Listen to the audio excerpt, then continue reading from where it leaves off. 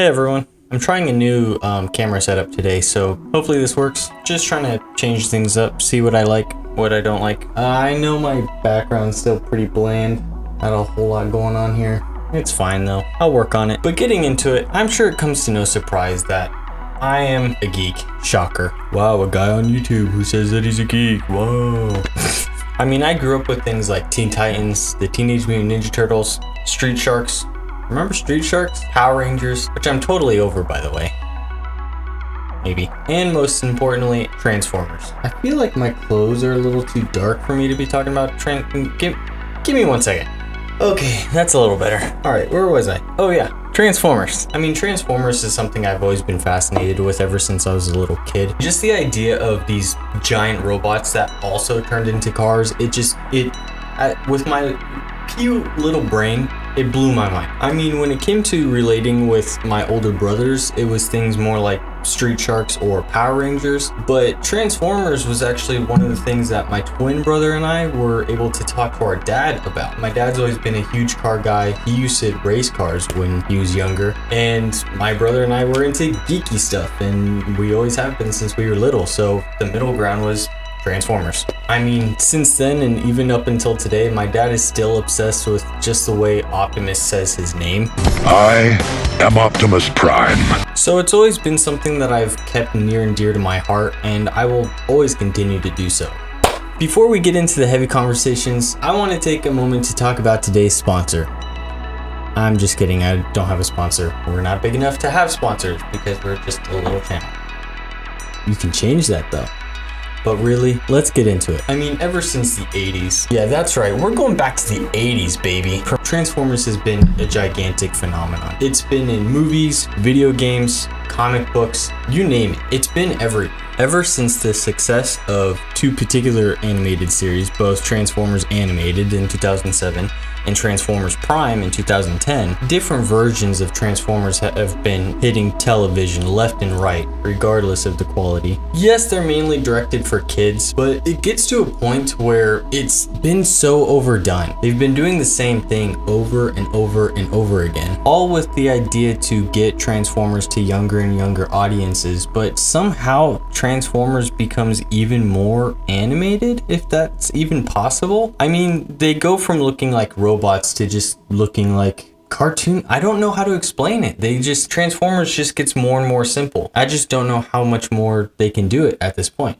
They might as well just show reruns of Transformers Animated or Transformers Prime. So many people love Transformers Prime. You guys know it makes money. You guys know it got the attention. Just rerun the show. It went on long enough. You have enough episodes. What? Just do it. Just do it.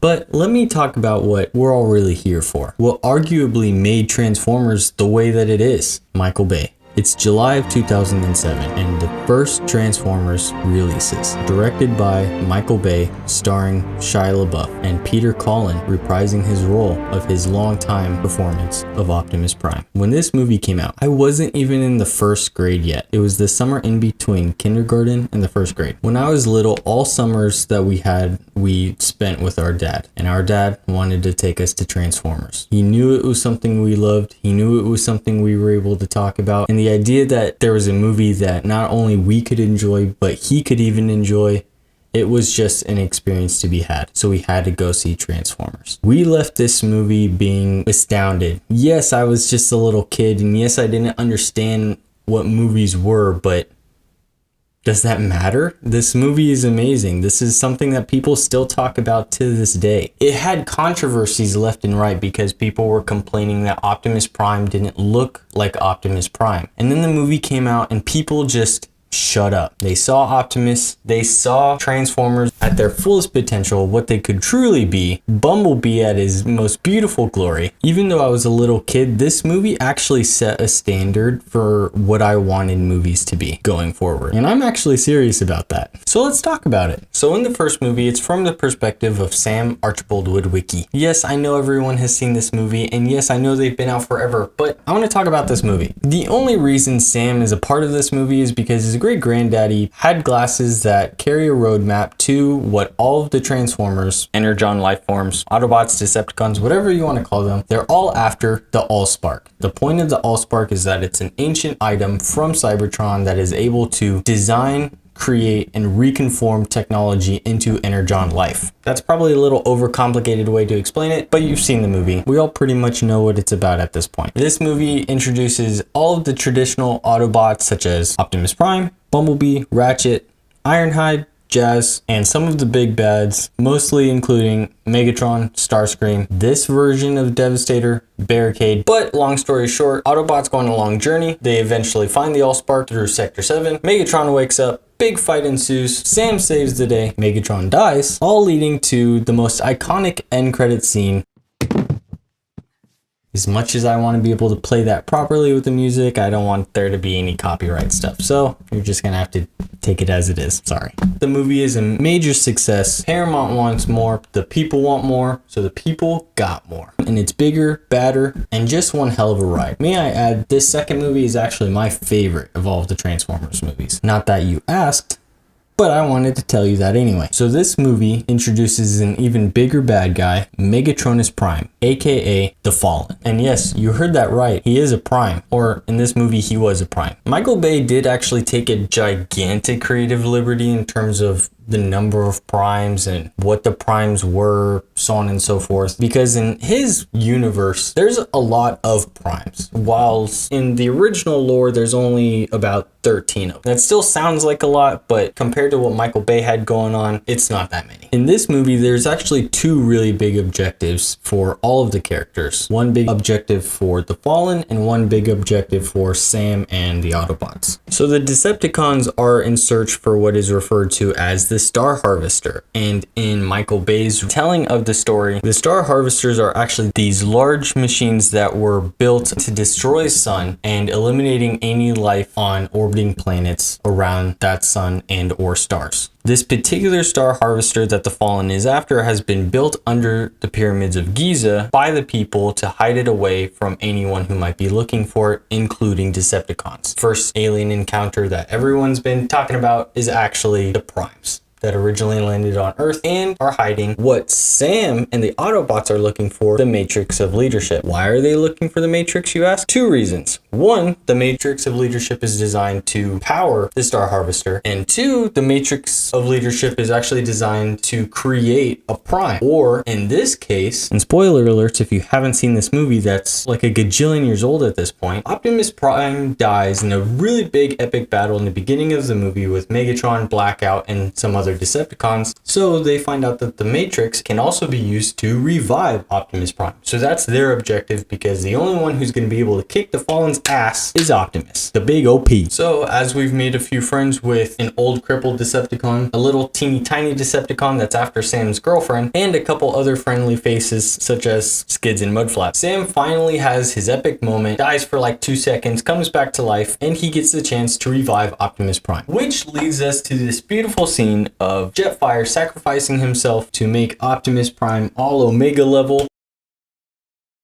Optimus Prime uses this as an opportunity. What? Did you think there was going to be... No, he kills the Fallen. We knew he was going to do it, but it's still awesome anyway.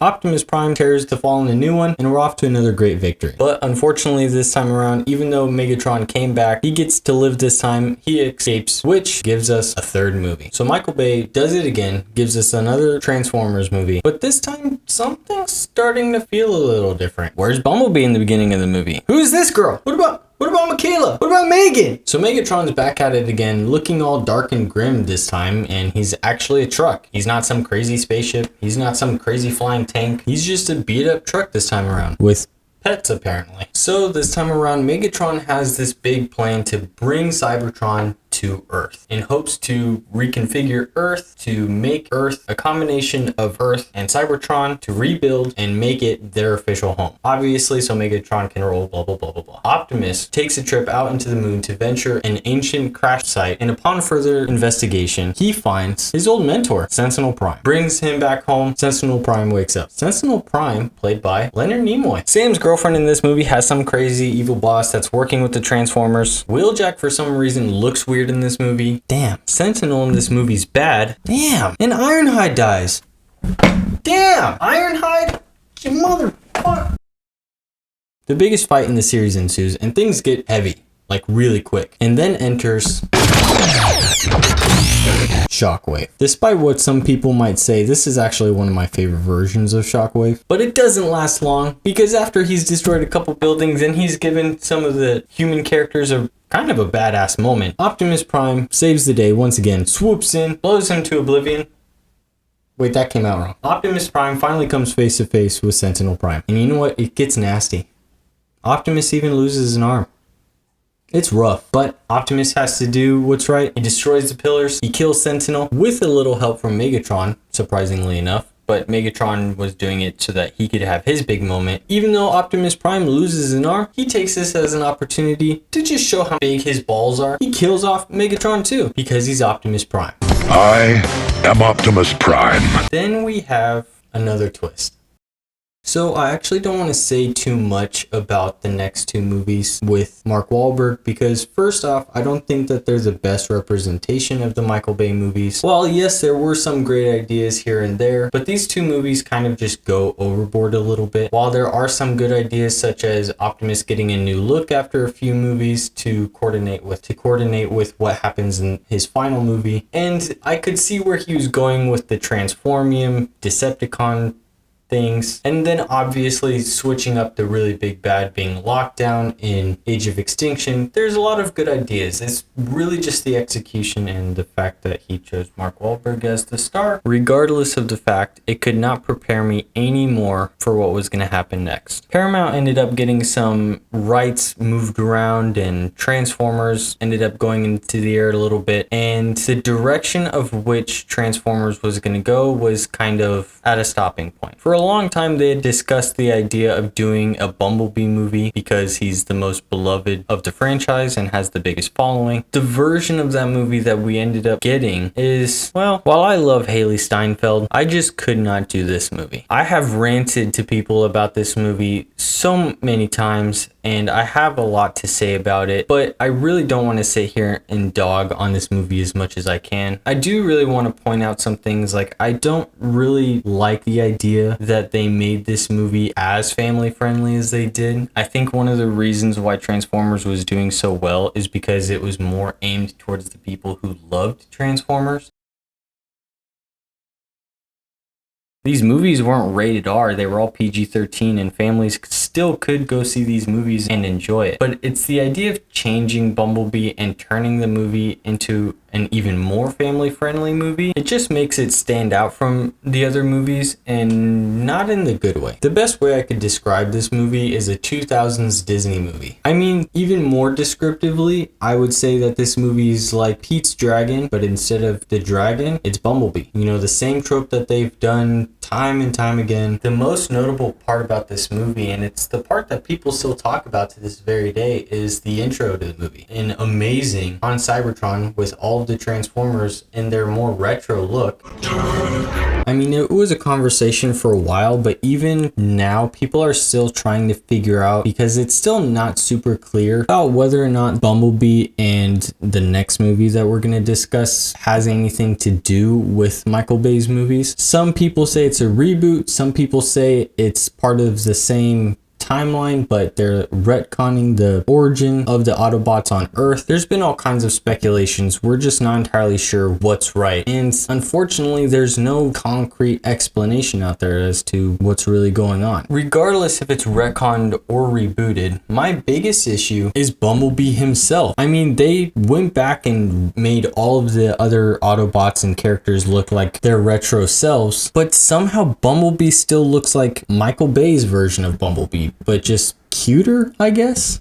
You know, he's got more rounded shapes, he's shorter, he's a little stubbier looking, so he's more fun, whilst Michael Bay's was much taller, much more aggressive looking, and he looked kind of more like a soldier. I just think it's strange that if you're gonna redo a character in a franchise, you should start from scratch. You shouldn't just pick take the things you do like and transfer them over to something that would almost be like James Gunn, redoing the entirety of the DCEU and changing all the characters and then keeping Ben Affleck as Batman. I'm obviously not saying that that's what he's doing, but you get the point. I'm trying to make a comparison here. So that now brings me to the last point of this conversation and the most recent movie to date. At this time of recording, Transformers Rise of the Beast has only been out for a few months and is actually now on digital. On its release, this movie actually did pretty decent. I mean, a lot of reviews said that this is the Transformers movie that they've been waiting for and that this is the best Transformers movie to ever be made. I don't know how true that actually is because I actually haven't even seen this movie yet. I mean, based on first impressions, the visuals look interesting. I have been really curious on how they work in the Maximals into this universe because the Maximals in the original series that took place in the 90s was really more of a spin-off and had a very specific audience. It's really hard to explain, but I just don't think there's any organic way they can line this up unless, again, they make another really big change to the universe. But it's just hard to say, saying that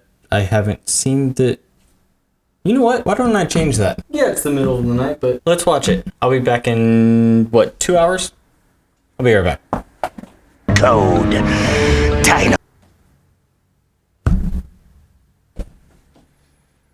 So, I watched it. That was definitely an experience, to say the least. It's kind of a letdown. It's safe to say critics kind of overtalk this movie. I mean, that's how it usually is. It's rather movies are talked a little too highly of and they end up being mediocre or poor, or movies are talked about rather poorly and they end up turning out pretty good in the audience's eyes.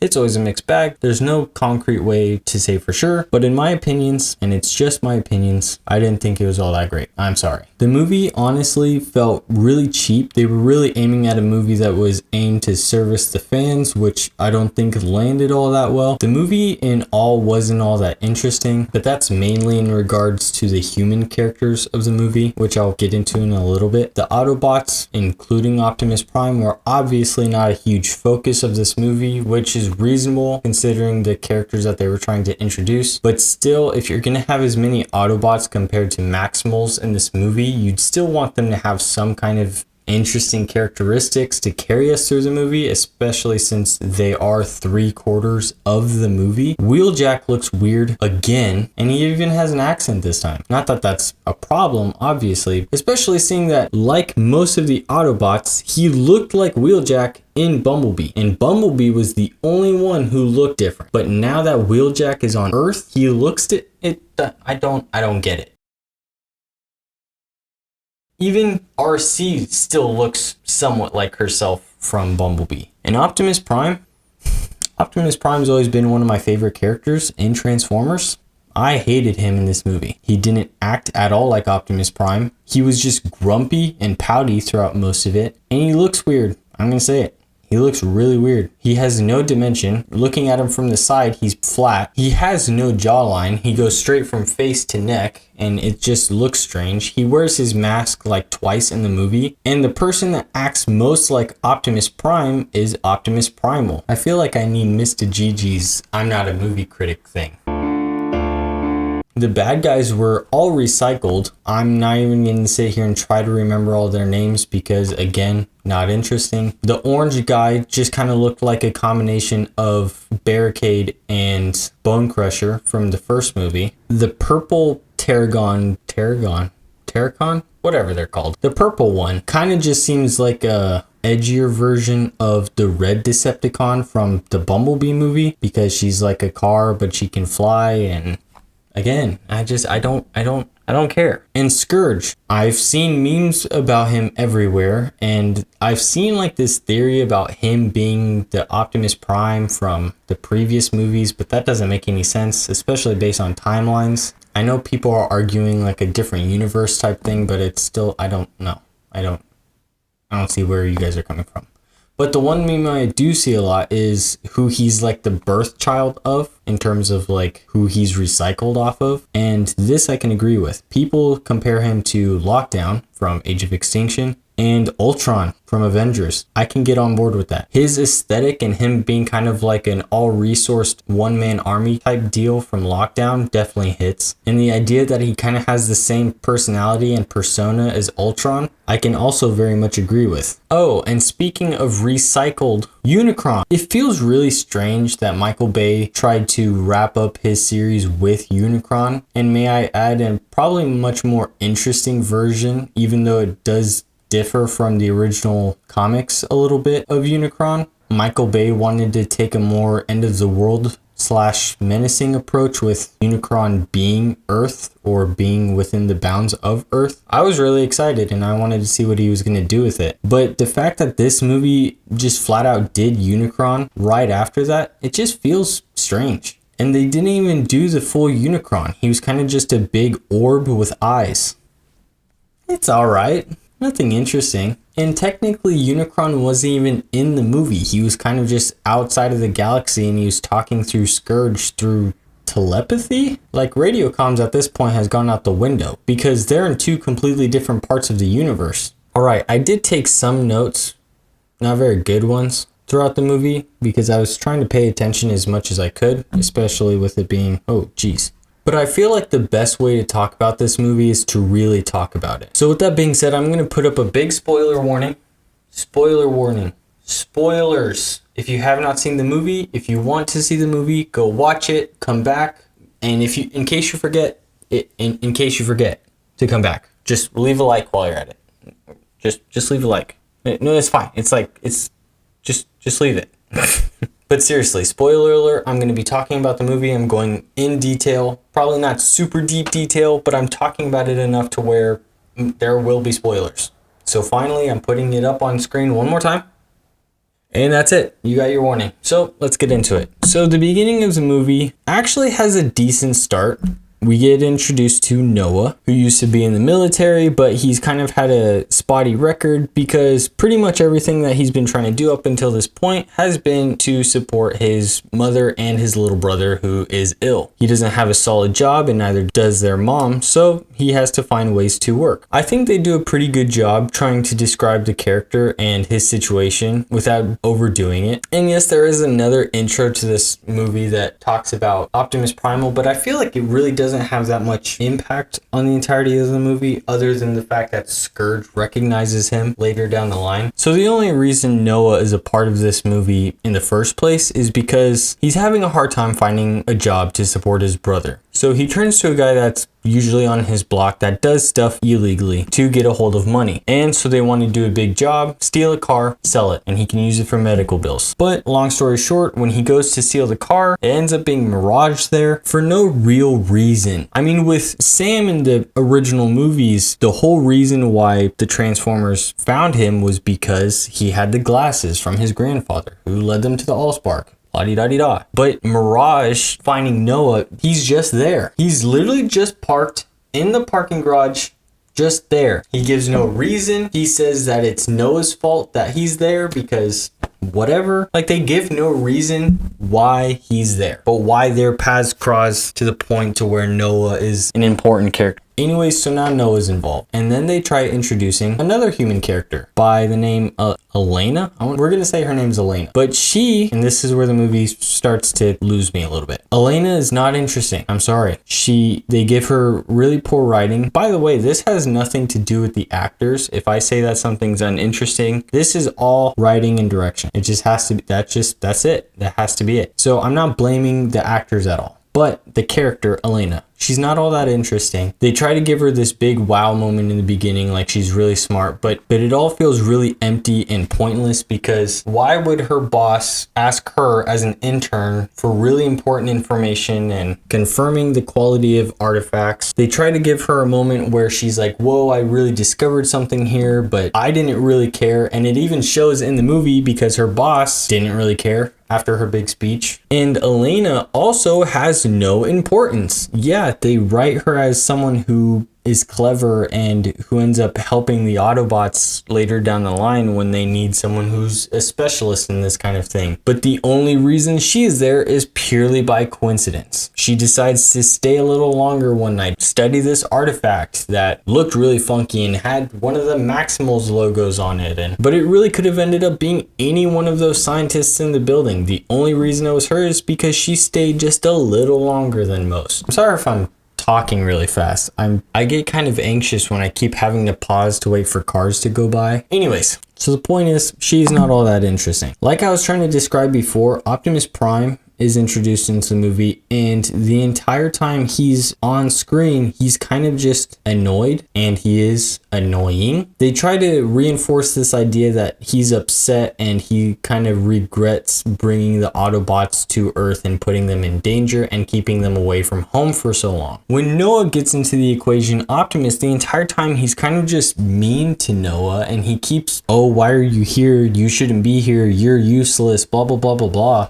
But that's not Optimus's character at all. Optimus, for as long as I've been growing up and even done properly in the Michael Bay movies, he understands that he's a guest. He understands that he's not home, and he understands that he needs to be a role model for the other Autobots. So he acts professional, he acts like a diplomat, and he acts like a guest. He understands that this is the humans' planet, and he has no room for judgment or to be hostile in any way. He has to be peaceful, and he has to be a symbol of hope. But this version of Optimus Prime is just in the corner pouting the whole frickin' time and complaining that he messed up. Who cares? The person who acts most like Optimus Prime is Optimus Primal. I understand that when you're introducing new characters, and in this case the Maximals, into a franchise, you do want to put some emphasis on those characters, but Optimus Primal's not in the movie long. Optimus Prime, along with the Autobots, is 3/4 of this movie. If we're going to be with Optimus that long, can you make him act like Optimus, please? And not make the guy who's in the movie for a total of maybe 20 minutes more interesting? They also play another trope that Michael Bay did in the second Transformers movie, where they kill off Bumblebee in the beginning just for him to be revived and have this quote-unquote epic moment at the end. But in the movie, they try to like tug at strings, but we see Bumblebee die and come back to life in the trailers, in all of the trailers. Like, I went into this movie knowing that Bumblebee died and was at the end of this movie, so it's like there's no wow factor, there's no shocker. That's just another conversation about movie trailers these days. They just reveal too much. I don't know who's in charge of those now, but... And on top of Bumblebee dying, Mirage, towards the end of the movie, also dies and becomes the suit that Noah wears to fight off Scourge and the other Terracons, just for him to be revived. Actually, he's not even revived. He just kind of lived still and shows up at the end of the movie. So that's 2 Autobots that die and come back to life in one movie. Why? Like, you're trying to switch it up, trying to make it interesting? I don't know. It's just a lot of things that I see where they're going with it, and I see what they're trying to do in this movie. But like I said, none of it actually lands, and none of it has the impact that I think the director was going for. Also, they introduce another Autobot by the name Stratosphere, who's an aged Autobot who turns into a flying vehicle of sorts and who's crippled and worn down. Sound familiar? I do have a little note here that says that RC said the F word. I'm serious about that. There's a scene that's actually in the trailer of RC riding alongside Wheeljack, and when the missile flies through Wheeljack and past her face, she mouths the words. I know, I just thought that was kind of funny. One interesting idea that they implemented into the movie, and I do think had an interesting arc kind of, was there's a point in the movie where Sky, wow, I really did not write these names down. I want to say her name's Sky Razor. It's like 2 a.m. right? But she ends up getting quite literally grabbed by Scourge, and she starts to rot away and her mind starts to deteriorate. And after some time, she kind of turns evil and she can't control herself and she starts attacking the humans. Kind of interesting because she was the one that we were kind of following along with the Autobots through a mass majority of this movie. And Optimus Primal is forced to subdue her and eventually kill her. But this is where it kind of of gets a little underwhelming because they do have a big fight. It feels really intense. My heart was racing a little bit because I didn't know where they were going to go with it. But she eventually tells him that it's okay and that he can just end her there so that he can protect the humans and he can get on with the mission. But he kind of just hugs her. There's no sign of damage in any way. He just grabs her. She says it's okay. And then she just kind of turns off and she dies. I don't know if he like has the ability in this movie to suck the life out of people, but she's kind of just gone. And they kind of try to play it dramatic, but I think it really would have hit a little harder if maybe they just made it a bit more aggressive. They have a big fight. He pins her down or he grabs her like he did. She says it's okay and maybe he like crushes her a little bit. I think it would have made the scene more powerful. That's kind of what I was waiting to happen. And then the last 2 points before I can go back to a spoiler-free conversation is one, they try to do it again. They make a moment where Optimus Prime stays behind after killing Scourge to set off the key. Oh wait, let me back up really quick. The whole goal of this movie is that there's a 2-piece key that when coming together can open up portals through dimensions, giving Unicron access to transport from wherever he was to Earth so that he can eat and consume Earth. That's pretty much it. So back to where I was. Optimus Prime kills Scourge and he destroys the key because they say that if the key is destroyed, it'll set off a giant sonic boom, almost like a bomb. So Optimus Prime stays behind, everyone flees, he destroys it. Optimus Prime goes without any scratches, survives the blast, and as he's being sucked up into the air, not the team, not everyone, Noah single-handedly is able to catch Optimus in his suit to prevent him from flying into space, and Optimus Primal comes in a little after to assist him, but Optimus Prime has his moment, grabs Noah, and drives away. But it's just one of those scenarios where they try to attempt something just for them to do a 180 and kind of walk away from it. I mean, I know we weren't going to have Optimus Prime die, but still, it just is one of the moments that makes this movie feel kind of cheap. And can I note, while he's having this save the day moment and they're driving off to safety, they play the Transformers theme song from the original Michael Bay movies, and it just feels wrong. Like, it feels like so out of place, and it doesn't belong in this movie at all. It's almost kind of tainting that song. I know that sounds a little harsh, but just someone who loves the original movies, that kind of just irked me the wrong way, if that makes any sense. But the last thing that I want to talk about before we get back to our spoiler-free conversation is the last scene of the movie. So the first that I'll just skim over is that Noah is able to bring Mirage fully back to life and he gives him a new body, even though he's kind of a rundown looking portion, looks like shit. Regardless, both characters are happy and back to a healthy state, whatever. But the most notable scene is Noah meets up with a mysterious employer who just interviews him and asks him about his experiences and his past travels. Pretty standard stuff, just for him to reveal that he knows exactly who Noah is and his interactions with the Autobots and the Maximals. He hands Noah a business card and the wall opens up behind him to reveal a garage with a strange looking jet. Noah turns the card over, and I'll give you a couple seconds because you might know what I'm talking about. Have you taken your time? Alright, the card says G.I. Joe. There might be some of you out there wondering, Aaron, why do you look so frustrated? Aaron, if you like the Transformers so much, wouldn't you like the G.I. Joes? Yes, I do like the G.I. Joes, and I even like the original movie of G.I. Joes that released not long after Transformers. But my issue comes with layers. First off, I don't believe in these Transformers, or at least this version of the universe, to coexist with anything else outside of it. The only G.I. Joes that I've remotely enjoyed in live action is only from the first G.I. Joe movie that came out. Not that that was the best example of a live action G.I. Joe, but it's still my favorite, and I think it's the most well done of them all. Next is the idea of the team, when the movie will take place, and how they'll be introduced in the following films. So are we going to get another G.I. Joe movie, or are we going to get the G.I. Joes introduced in another Transformers movie? And if that's the case, then we're going to have the same issues that we had with the Maximals in trying to introduce new characters, a new group of characters, and a new lore of a group of characters in the realm of the vast Transformers universe as it is, which they're still trying to establish, seeing that they're doing a reboot / retcon or whatever it is that they're doing. So to throw in another group of characters is just going to make this all the more convoluted. How are they going to even introduce these characters together? Because their enemies are vastly different. The G.I. Joes aren't going to be going after Decepticons, and the Transformers aren't going to be going after Cobra. It just doesn't make it, unless Megatron turns into a spaceship and Cobra Commander is piloting him somehow, like an Evangelion, then I don't know how they're gonna do this movie. I really don't. Does this even mean we're gonna get the same characters like Duke and Snake Eyes? Speaking of Snake Eyes, are they gonna redo Snake Eyes again, or are we gonna get this version of Snake Eyes?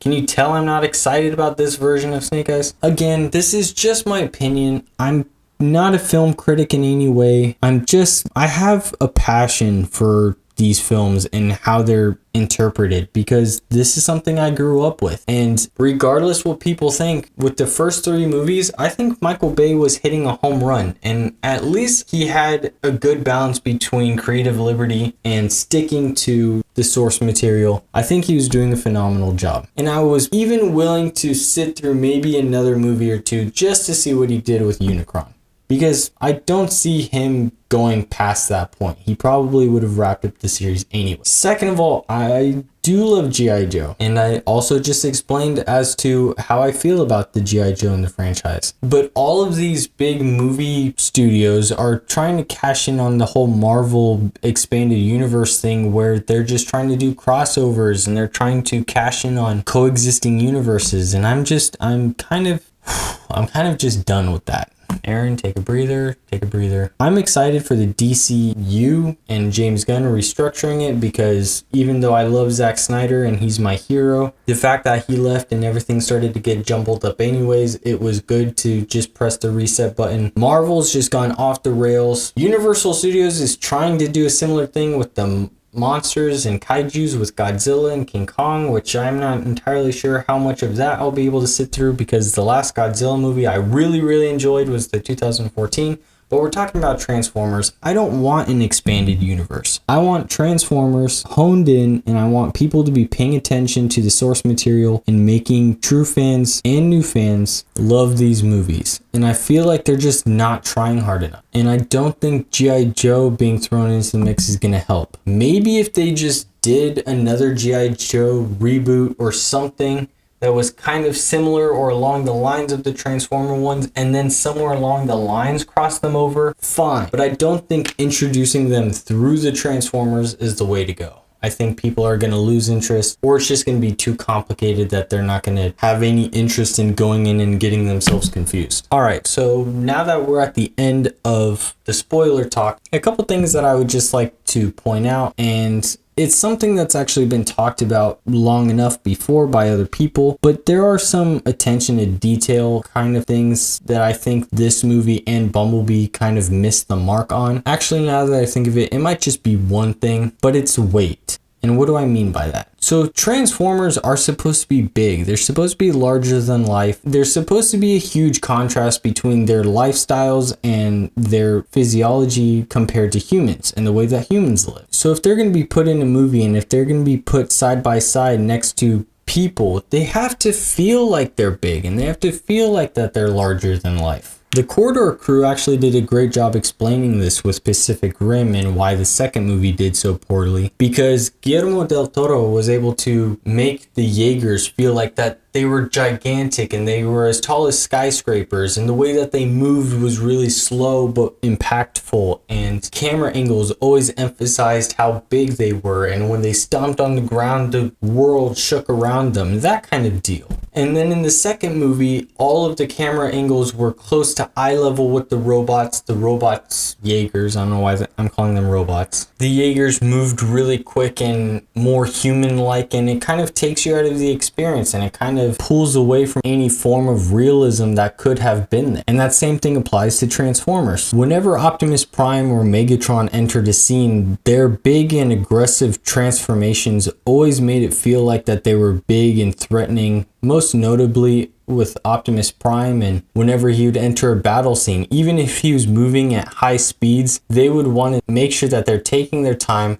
and they get Optimus Prime to enter the scene like a badass, and he would transform with pieces moving really heavy and making loud noises, banging together, and it gives you this.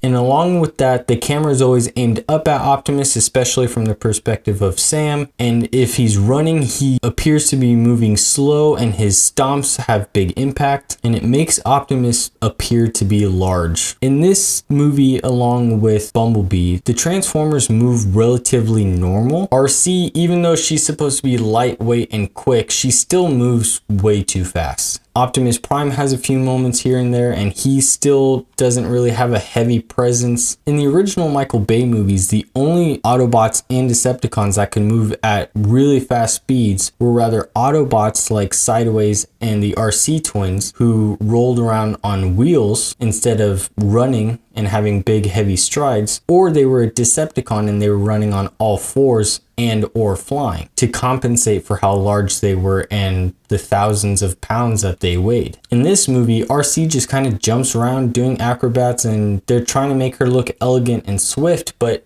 again, she's something that weighs much more than a regular person, and she's completely metal, so it just kind of loses any form of realism. And that even applies to Cheetor, who, yes, is a cheetah and is designed to move really fast, but it makes more sense when Cheetor is in the shape of a cheetah because they're on all fours, but when transforming and in the form of a bipedal robot, still moves way too fast. I can probably go on and on about this, but I don't want any lovers of this movie to hate me any more than they probably do at this point. Again, there are redeemable qualities about this movie, and there are good ideas that are thrown in, but unfortunately, they're just not executed very well. If I were to rate this movie, unfortunately, it would probably only be somewhere around 5 out of 10. And the only reason I'm not going lower than that is because I like it slightly more than Bumblebee. It has a strong start in the movie. And again, it has interesting ideas. I enjoy Optimus Primal in the short period of time that he's actually in the movie compared to others. But that's pretty much it. I would like to know your guys' thoughts. Did you guys like Rise of the Beast? Did you like Bumblebee? What are your guys' thoughts on the Michael Bay movies? Or if you guys just want to talk about Transformers, let's talk about Transformers. Or let's talk about this pink sweatshirt that I'm wearing and doesn't match Transformers at all. I just thought it would be more colorful than the black long sleeve. Or can we talk about the fact that I don't have AC in here and I'm wearing a sweatshirt and it is hot as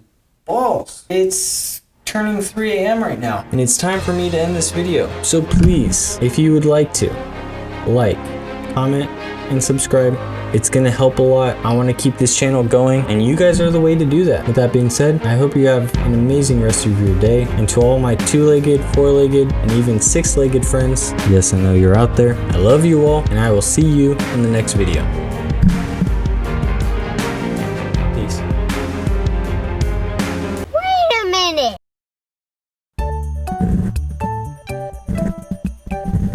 Anyways, the perspective that... Sorry, I'm fidgeting with stuff.